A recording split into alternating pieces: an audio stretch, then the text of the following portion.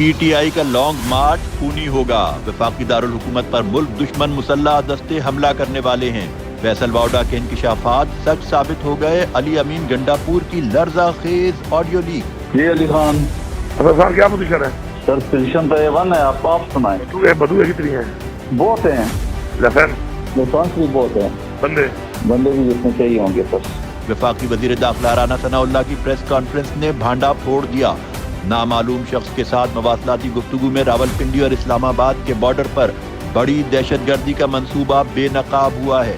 وفاقی وزیر داخلہ رانا ثناء اللہ نے پنجاب اور KPK کی صوبائی انتظامیہ کو تنبیہ کر دی۔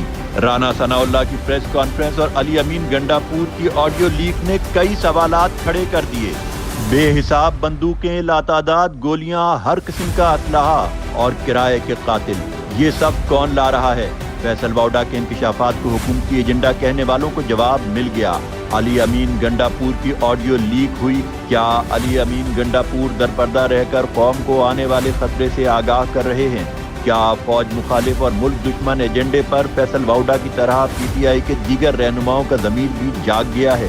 فی الحال کچھ کہنا قبل از وقت ہے۔ بھارتی میڈیا پاک فوج کے خلاف عمران خان کے بیانیے کو شہ سرخیوں میں کیوں جگہ دے رہا ہے؟ کیا لانگ مارچ کے پیچھے بھارتی خفیہ ایجنسی را کا ہاتھ ہے؟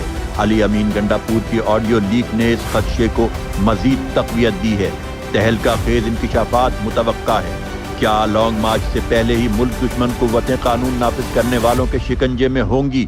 مزید تفصیلات کے لیے دیکھتے رہیے نیوز پاکستان۔